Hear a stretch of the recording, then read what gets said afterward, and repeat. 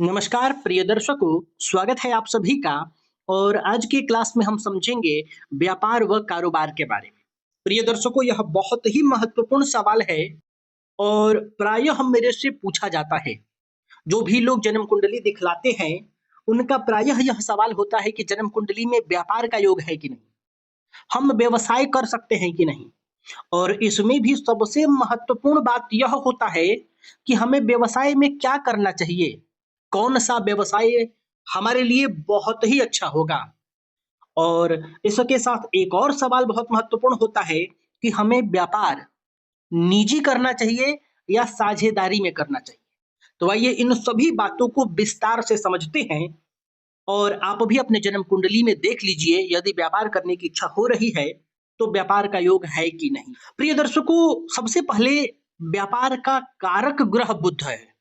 अब यह बुध ग्रह आपकी कुंडली में अच्छा है तो ही आपका रुझान व्यापार की तरफ जाएगा, कारोबार की तरफ जाएगा, बिजनेस करने का मन होगा। अगर कुंडली में बुध अच्छा नहीं है तो आपका मन भी नहीं होगा। कहीं ना कहीं बुध जब एक्टिव होगा तभी आपका मन व्यापार की तरफ आएगा। तो सबसे पहले तो आप अपनी कुंडली में बुध की स्थिति को देखिए कैसा है। इसके बाद सवाल आता है कि हमें व्यापार साझेदारी में करना चाहिए या निजी करना चाहिए। तो जन्म कुंडली का 7वां भाव साझेदारी का होता है, पार्टनरशिप का होता है। और जन्म कुंडली का 10वां भाव निजी व्यापार को दर्शाता है। तो आप अपने जन्म कुंडली में देखिए कि इन दोनों भावों में से कौन सा भाव ज्यादा एक्टिव है, कौन सा भाव ज्यादा प्रभावशाली है, कौन सा भाव ज्यादा अच्छा है, शुभ है, बलिष्ठ है, मजबूत है। और उसी के हिसाब से आप व्यापार करिए। कहने का मतलब, यदि बुध अच्छा है तो आप व्यापार कर सकते हैं। अब यहाँ आप एक स्टेप आगे बढ़िए। दूसरी स्थिति ये देखिए कि हमें साझेदारी में करना चाहिए या निजी करें तो लाभ होगा। तो मैंने बता दिया, दोनों में जो ज्यादा अच्छा हो आप उधर ही जाइए।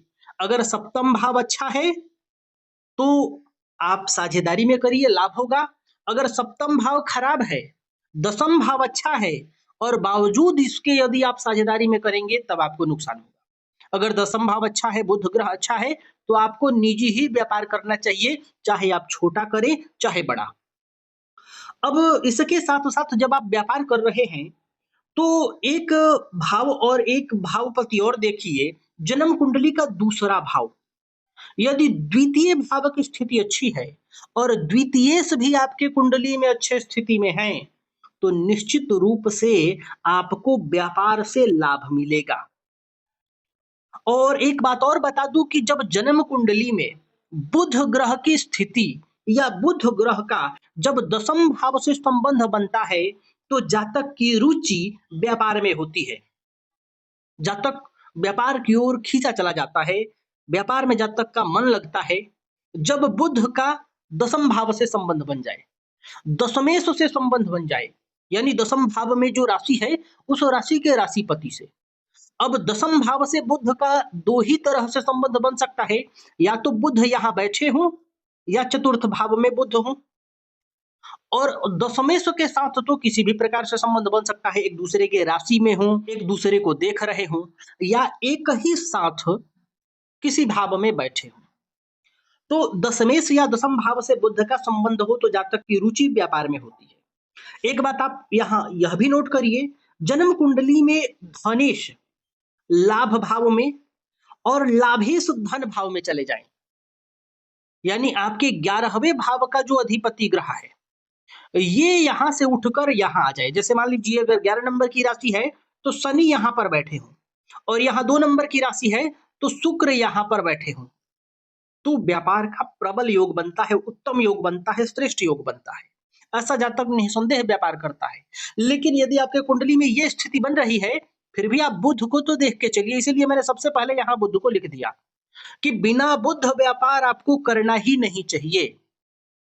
ये आपको ध्यान में रखना है।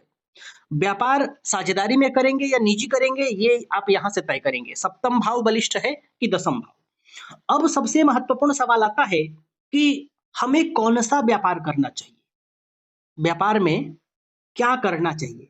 तो प्रिय दर्शकों, जन्म कुंडली में लग्न से दसम भाव जो आपका निजी व्यापार है, इसके तरफ आपको जाना है और दसम भाव में जो ग्रह स्थित हो उस ग्रह के गुण स्वभाव साधन के अनुसार आपको व्यवसाय चयन करना है।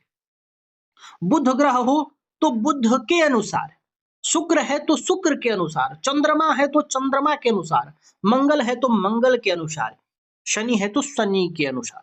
यानी दसम भाव में जो ग्रह बैठा हो उस ग्रह के हिसाब से आपको व्यापार करना है, उस ग्रह के अनुसार आपको व्यवसाय करना है, व्यापार करना है। अब बात आ जाए कि यदि इस भाव में कोई ग्रह न हो, तब सवाल आ जाए कि अगर मान लीजिए इस दसम भाव में एक से अधिक ग्रह हो, तब तो इन दोनों कंडीशन में आप क्या करेंगे? देखिए, सबसे पहले समझिए कि मान लीजिए इसमें एक से अधिक ग्रह हो जाए, क्योंकि मान लीजिए एक ग्रह है तो आप स्पष्ट समझ जाएंगे कि दसम भाव में जो ग्रह है उस ग्रह के हिसाब से व्यापार करना है।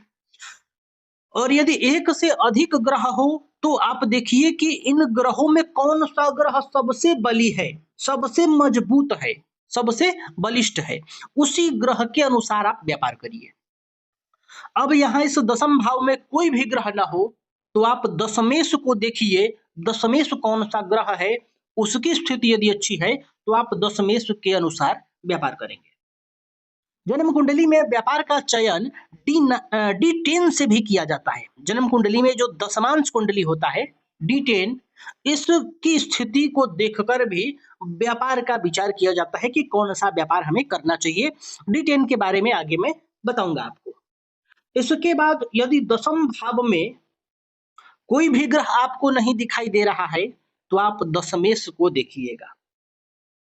दशमेश जिन ग्रहों के साथ होंगे, अब मान लीजिए दशमेश तो आपने देख लिया, अब मान लीजिए यहाँ के दशमेश शनि बन रहे हैं, यहाँ पर बैठे हैं, तो आप शनि के हिसाब से करेंगे। अब मान लीजिए इस दशमेश के साथ 2-4 ग्रह बैठे हों, दशमेश एक से अधिक ग्रह के साथ हैं, तो दशमेश जिन ग्रहों के साथ हैं उन ग्रहों के अनुसार भी जातक व्यवसाय कर सकता है। तो आप यहाँ भी कंफ्यूजन बनेगा कि 2-3 ग्रह हैं तो किसके साथ करें।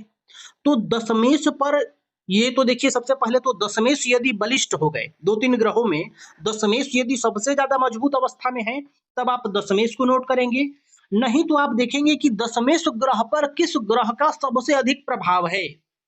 दशमेश पर जिस ग्रह का सबसे अधिक प्रभाव होगा उस ग्रह के हिसाब से आप व्यापार करेंगे। इसके बाद एक स्थिति ये बनती है कि दसम भाव पर जिन ग्रहों की दृष्टि हो, इस दसम भाव पर जिन ग्रहों की दृष्टि पड़ रही हो उस ग्रह के हिसाब से आप व्यापार कर सकते हैं, उस ग्रह के हिसाब से भी व्यापार किया जाएगा।